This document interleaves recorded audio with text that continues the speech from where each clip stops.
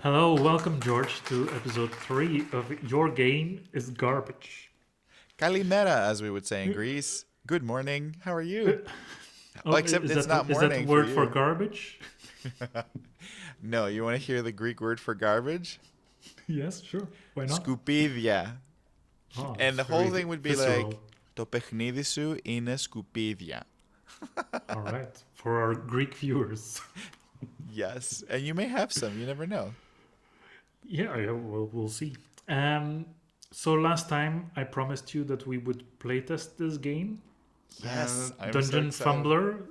Yes, don't get too excited because I think 3 hours before we start recording this, I decided to give up on it because I couldn't find any inspiration and I made zero progress. I was also working in my mind of working on another game, but that's also going very sluggishly. But then when I was preparing and setting up, I managed to cobble something together anyway. Because I was looking at the tiles and trying to figure out what they meant, and suddenly it clicked. Just a glimpse in the Somehow. life of a game designer right there. Your Oh, last yeah. 3 hours of... Well, from what I can see, it looks like something's going on there. So regardless, I think what's exciting is that we're going to do something like playtesting today, it looks like. So take it away. I'm excited. I'm not sure, George. It looks like it's gonna be playtest, but it might be a very, very short one. Because what I talked about last time was about Isle of Skye. Yes. The board game with an auction system for procuring the tiles. But then I remembered that's the core of that game is the auction. The auction is the game. The placing the tile and making your tableau it's not the core of the game. So really pricing your tiles and looking at each other, what is worth what, and buying them is the whole game. And scoring and placing is just feeding into that core mechanic. Right. And here in this game, it detracts from the core of the game. The core of the game should be your engine. Engine is a big word, but doing the moves on the enemies. That should be the core of the game.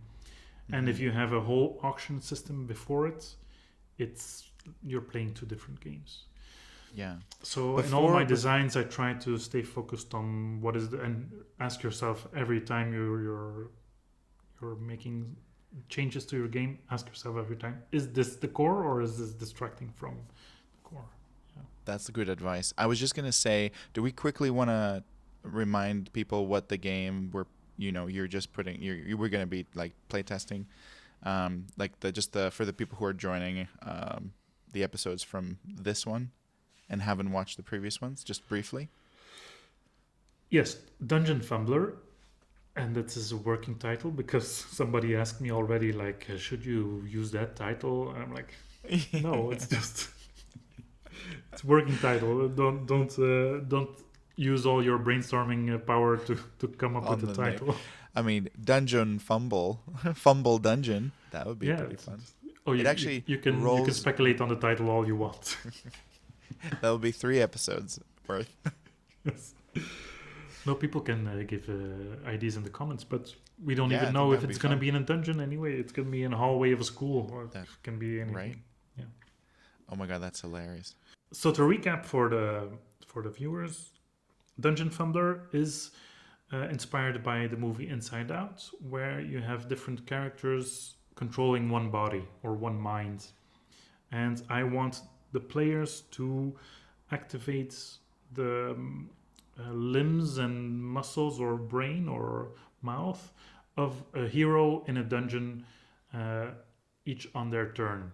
So it would be a kind of a schizophrenic hero in a dungeon, punching and stabbing maybe with weapons, you don't know, and roundhouse kicking, Street Fighter wise going into the dungeon. But Avoiding traps. yeah, and somebody takes over every turn, so it's I want it to be hilarious. But so the core of the game should be doing these moves to the enemies. So these are 3 enemies, very abstracted. Yeah. So That basically inspired by. last episode, I didn't remember what the grid was for. But now You do remember. I kind of remember. So you have this pattern on the elbow, for example, and you put the cubes on there. And when you attack the enemy, you have to put this pattern on there. On the enemy. On the Space Invader. Yeah. I'm just kidding. Yes. And I should have done my nails, but I'm rebuilding my house. It's kind of hard. I Give me a should have second. done my nails. I'm telling you, straight people act gayer than gay people. No, but I think it's important for if you do a YouTube channel, it's important to have. I'm If you have totally, very dirty totally joking. nails, it's unwatchable. Can you rotate them at this point, or does it have to be the same? That is very interesting, George, because when I was going through the tiles, I saw that you can do a handstand as an action, and this basically rotates all the tile upside down. That's cool.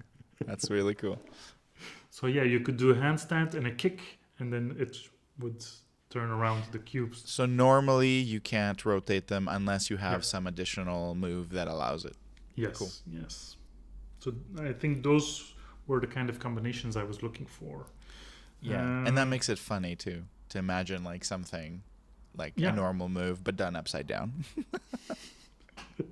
And I think, and this was also one of the things I was struggling with. If you do a handstand and a kick, for the player on the next turn, is he still doing the handstands and is everything upside down or not? So those were the kind of interactions I was looking for. That kind of makes me feel like, the joy you get from programming games like, River Dragons or something, where you're trying to plan something and then you end up falling in the water because somebody else did something else. Yeah. Yeah. Yeah. But this time it's more interesting in a way because you're controlling the same character. Yes. Well, those are the things that I was aiming for. So this should be the core of the game. And then I read somewhere in my rulebook that you basically move around the body with your pawns. And you would have a turn where you activate everything. So you do arm, hand, foot. So you pay to move everywhere and activate everything. And then you would return to the brain, and their brain actions would be kind of reset moves or give you income, and it would basically work with damage cubes. I prepared for clarity. I went with a marker over the pencil lines so you could see better. That's great. So this would be in the brain. I also like what you did there because, in previous prototype ideas you showed us was, the sort of an outline of a human body type thing. Whereas you could still have like this setup and show an artwork of a body over like the full night. But I like how you've separated them, the way you have like the 4 spots in the brain, and then all the spots on their side. That's really interesting. It doesn't have to necessarily look like a human. This was purely because I didn't want to waste paper and because I had to stay in bounds of the camera. That's interesting though. I kind of like it better. But otherwise, I would make a whole body and with arms, and you could see the hands. Okay. But I couldn't find But it. I couldn't find the papers with the body on it. I'm a very practical person. I do. But for some reason, this board makes me feel like, it still gets the point across. I think But I'd be curious to see it both ways. Yeah. Um, so this is for the hand because I think it's for the brain. It's a headbutt, and you can put as many damage cubes on there as you want. Yeah, that's interesting because the top could be head, but also Yeah, it could be anything your on the brain, head, but like it the can also be a brain. weapon. Yeah, yeah. The mouth too, probably, and You could bite. I think there's a yeah. bite somewhere. Okay. So what I was thinking, if you get rid of the auction, why aren't the tiles just free? Like you just draw, you have a hand of 3 tiles and you draw from the stack or from Okay. different stacks. So you can maybe have a stack with hands or arms, and so you know what you're getting, but Trying to you get a don't really. strategy going, yeah. Yeah. And also depending on the availability of the spaces, stuff like Yeah. that. So this tile says hold, and I figured out that it means if I go there, I can put a damage cube on a hand. And this is a hand, so I can put it here. So I don't necessarily have to go to the... when I go to the hand, I activate it, but I can charge up my hands, or for example, if I swing with my leg, I can put an extra cube on the foot because it will do extra damage. And when I go to the foot, I can put a cube and release the energy of the Interesting. thing. I like that. Yes. I think. I'm not sure. I'm still not sure how this is supposed to work. Yeah, this is interesting. And how do you get the cubes again?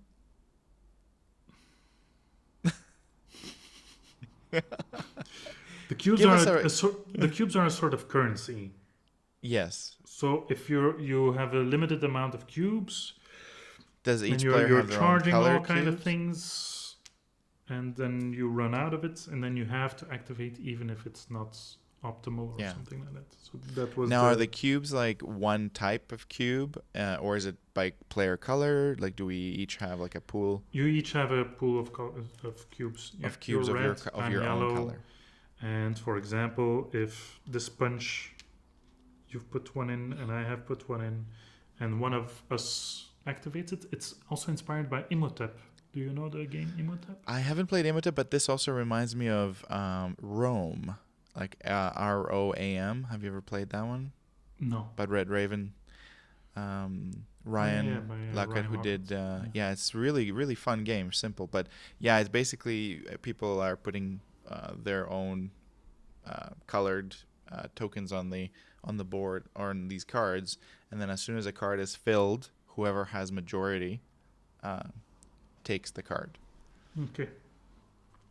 I'm gonna tell you what Imhotep is about, and then you'll understand what Yeah, that'd be great. So Imhotep is about architects loading ships with bricks, with stone, and the boats go to the obelisk, the pyramids, or the tomb, or something else. There's like 5 locations or 4 locations, I think.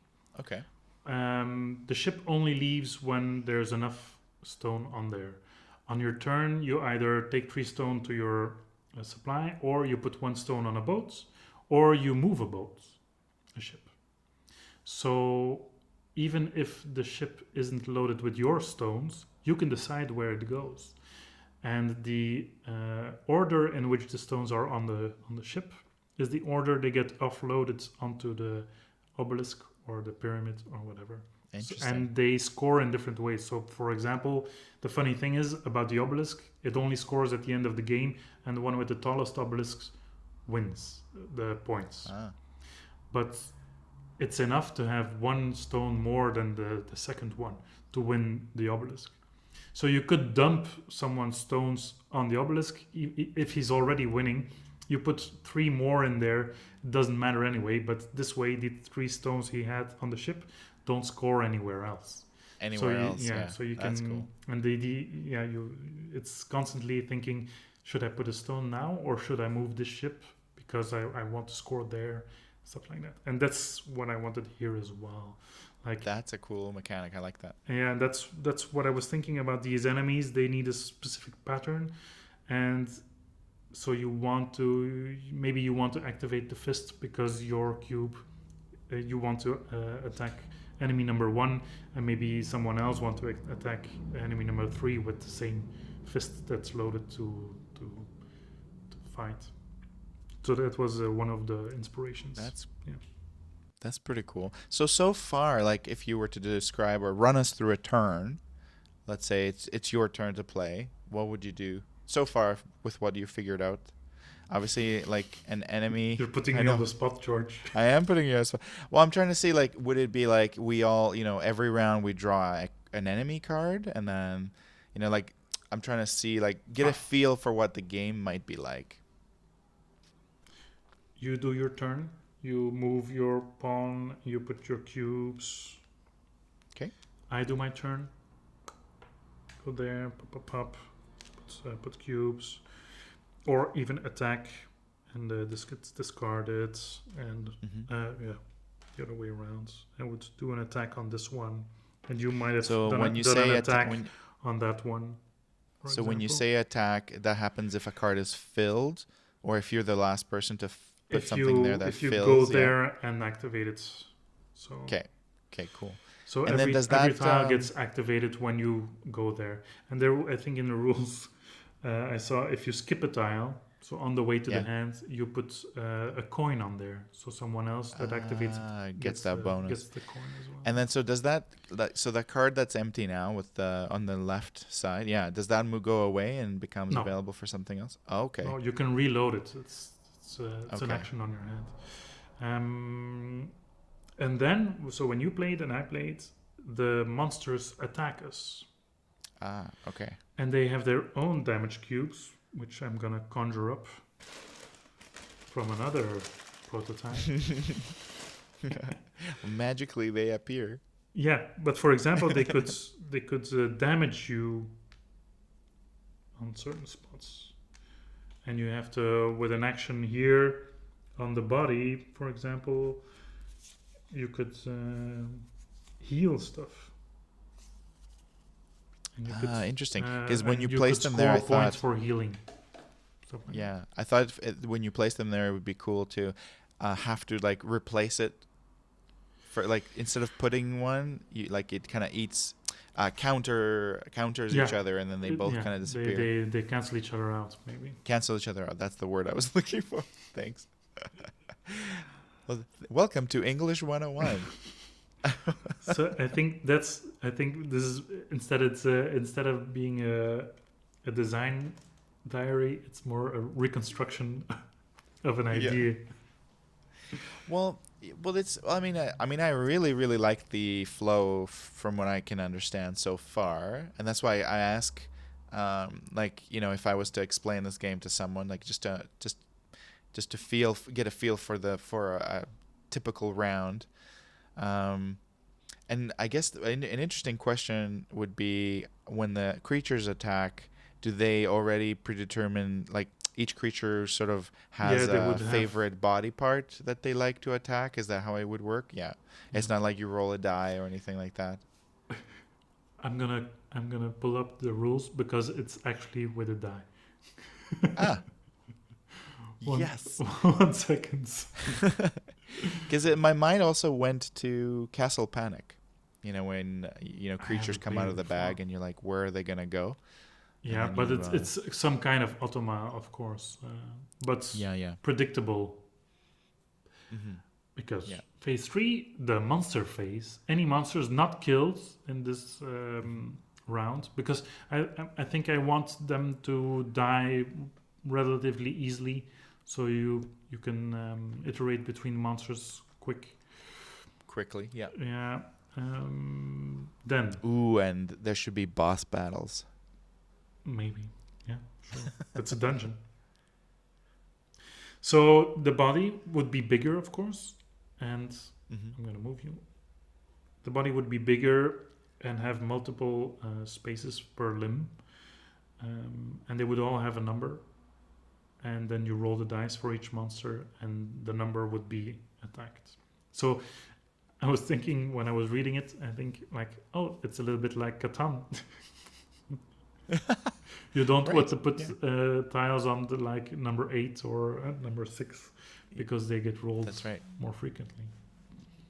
But that's a different story. I like that too. I mean, the other way to do that, if we're brainstorming, would be that each creature that comes out has a favorite or two body parts that they're, or it's like a special move that they're going to do, like, you know, crippling kick, and it's like, you know, it goes straight for your knee or something. But yeah, I mean, the die is an interesting idea too, because it's kind of like the anticipation of where is it going to attack? I don't know. Yes, I think what happens. Yeah. Those kind of things, I prefer that they have a little bit of randomness in there. Yeah. You're like, you know, it's gonna attack the body, but you don't know which square on the body it will be, stuff like that. Yes. So it would also inform my decision. I don't have many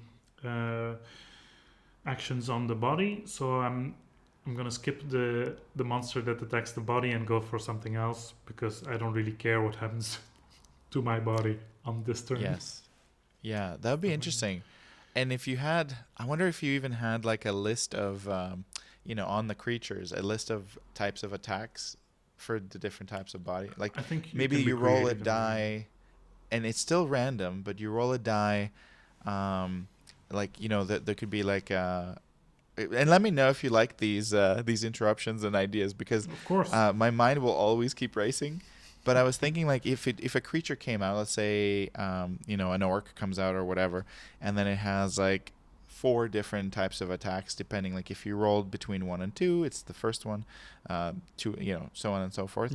Yeah. Because one of them could be intimidation, and it's like, it says a line, it says like some kind of a stupid line, like it would be funny, but then your brain gets affected because you're you like, become a coward. I'm intimidated by this, or everybody whatever, loses a damage cube from their supply. Yeah. Stuff like that. But you know, instead of a creature, you could also have a trap show up too, and the trap has like different results. It'd be pretty, like, I'm really excited about that. What could happen? Yes, and that's one of the issues I have when I'm designing a game. My mind starts racing and gets all these ideas, and in essence, you're still working on the basic mechanics of how the game, how a turn works, and how and that's, you start getting distracted with flavor and with all kind of things. I write them down anyway, all the time. And well, I wanted to prove to live what not to do, basically. No, it's not what not to do, because when in my books, when I'm writing the basic mechanics and the turns and how the structure of the game works, I usually put like an asterisk idea. This and this could be this and this could be that, and then I continue to write down the basic rules, and then another asterisk. Oh, maybe this can be that and this can be that. Yeah. So when I'm done with the basic mechanics, I go back and read all the asterisks and see which ones are still useful in the prototype I'm gonna make. Yeah. So yeah, because like I really appreciate that comment, because you know there's almost like layers of game design. You know that. Yeah. I mean, I always jump, and I just proved it, like from one to the other. But you know, it would be interesting to break those down, like in a way. Like you obviously right now, you're still figuring out the core mechanic and whether that is something that you enjoy, have fun. Does it match the feeling that you wanted people to experience when you first came up with it? And then you have the layer of, you know, oh, now that I know what my main mechanic would be, or my core mechanic would be, then, you know, then you go into, well, what kind of different actions can this character take? And then you would flesh that out with more and more cards or more actions. Yeah. For me, that's flavor, yeah. Yeah, that's still flavor, right? Is there anything in between then, the core mechanic and, like, obviously a lot of playtesting to make sure that it would it works? Yeah, the first playtests are to see if it's fun anyway. So it doesn't really matter if your engine works or if your core mechanics work, because those are still in development. You Got don't. it. You play tests before you're sure if this works or not. So in an ideal world, I would be playtesting this now. Yeah. Having people see. Well, Yeah. Should we try I a would. couple of I would. rounds? George, stop it! I'm not ready. Okay. I'm excited to play. All right. All right. But yeah, I have to. Yeah, so that before I play test for the first time, I Yes. try to play test it myself, Got it. solo, and put Can we myself watch? I'm just kidding. maybe in the next episode. All right. All right. Do you, No, do but- you hear that, everyone? He is stalling. He's stalling. He doesn't know how to design games. No, you know. I mean, I did that last episode, but it sounds like garbage to me. Yeah. So okay. I was curious the about trash the can second. is here. I can put just Yeah. clear it out. So in the middle there, I'm assuming that's heart. Is that heart? The one of them? The middle of the body. Yeah, there is one with hearts, and it says. Oh, because they're empty until you. Yeah, that's yeah, right. they're empty. So that's And it just says- so that's a torso icon then in the middle. Is that what that is? Yes. Yes. And this one, this tile Oh, I says see. Heart of Coal. So apparently I had some kind of idea that people had to pay, if you own this tile, people have to pay extra to use a tile of yourself or something. Because the character is being I have like no idea what the cold or iconography selfish or is. Yeah, it was arrogant. Yeah, some kind of selfish thing that you could do. But core mechanic wise, this just adds a little bit of a challenge to use that tile, or it hinders the player with it. Or it's some kind of ongoing skill that you have. So some I see. have ×1 on there, so you use it, and others are ongoing effects. So That I forgot actually, to talk about these things, of course, because, for example, this is yours. This you would need be to mine. put your color underneath it, yeah. And my question then becomes, if you are playing different parts of your psychology or emotions, or if it wasn't kind of like inspired by the movie Inside Out, Mhm. do each player have does each player have any kind of bonus or unique aspect or ability or Those are things that you can based on afterwards. You can brainstorm about it, but those are the things like player counts and if it's playable with 2 players or solo mode. Those are all Right, things right. that you do and figure out at the end? Yeah, Okay. because it's for me it's no use to make a game that's good 2, 3, 4, 5, 6 players, and when you're still in the beginning of design, there's no use in making it work for all these player counts. You make the Right. game. I make when I do it, I make the game for 4 Yeah. players, and afterwards I make sure that it plays with 3, with 2, 5, 6. But Right. first it has to be done. And that's Yeah. for- So think I that's guess the where I was easiest going part, with yeah. that question was like when you add your color underneath, Mhm. it just that's all it denotes who is. Yeah, if who you would claimed go it. use this one, then it would cost you 1 Yeah. coin. Yeah. Got it. But that's Very much an like Lords of Waterdeep. idea. Yeah, that's an idea that's up Yeah. in the air. Yeah. It can have a different effect. Doesn't really. But player powers are also something that you can, because player powers. What is it usually it's just your power is to break one of the rules in the rule book, Yeah. Exactly. and the That's other what I was player's thinking, power is yeah. another rule in the rule book that you break. Usually, those are the kind of things Yeah. that happen with player powers. Yeah.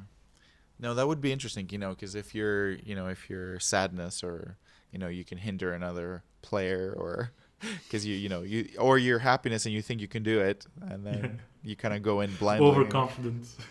Yeah, they could be really interesting to play with.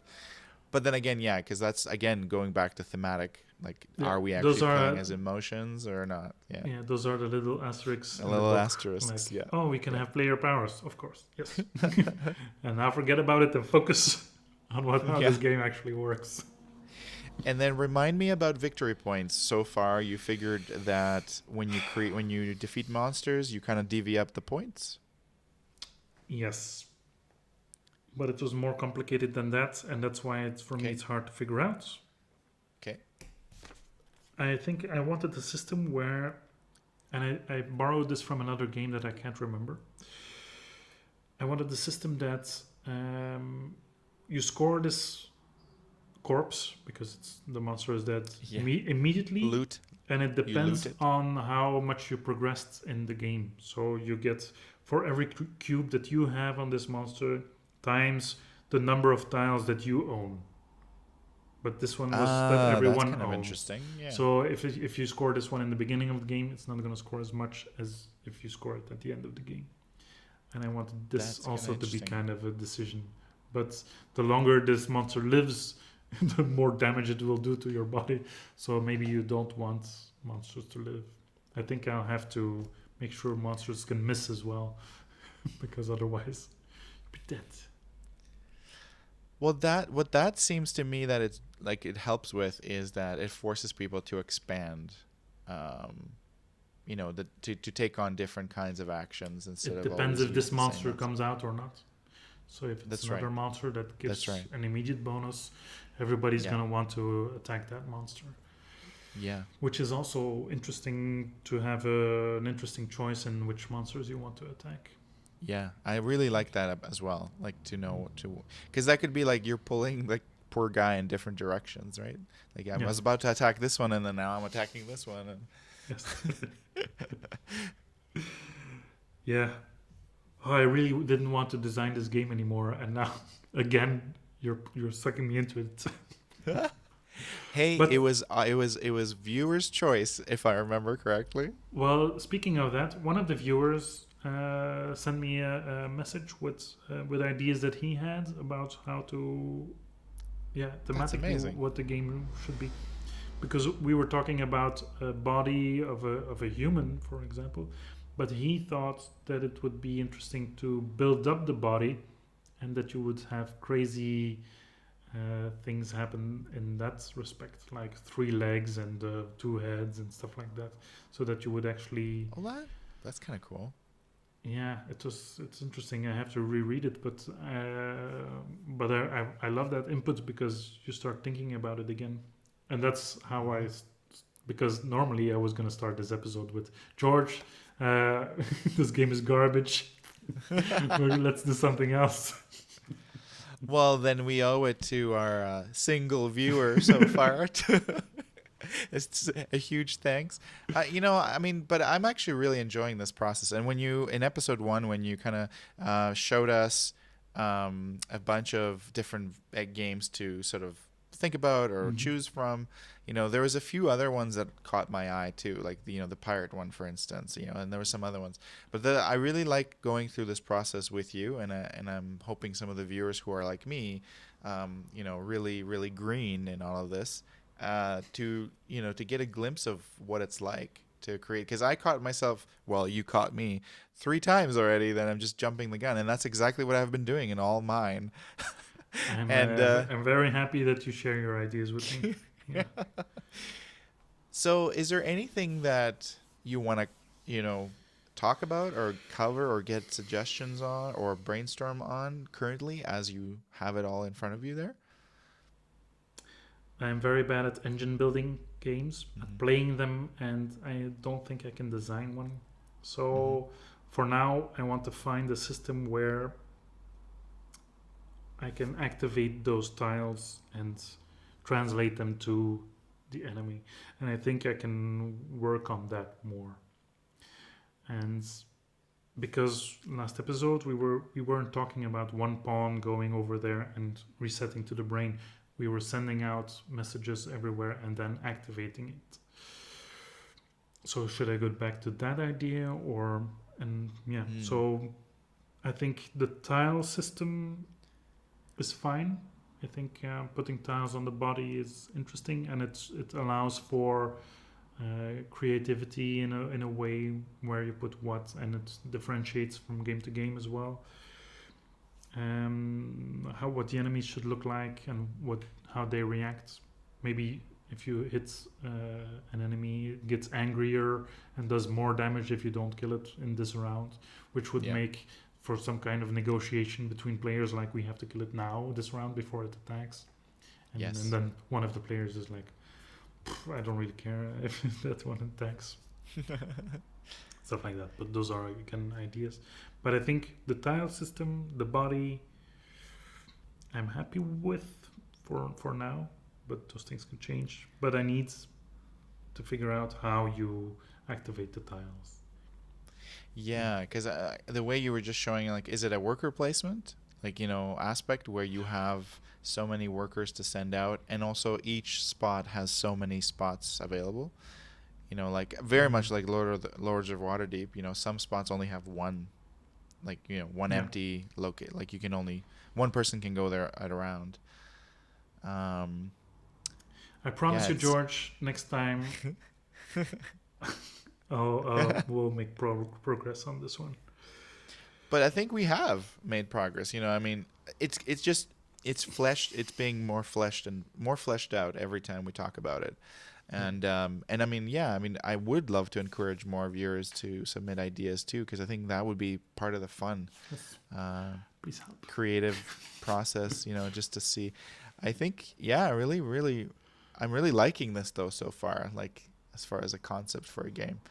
And I keep trying to think about, is there other games that do similar things? I'm not sure. Like theme-wise, sort of. I mean, my mind goes to Boss Monster, but have you ever played that one? No, but I know of it.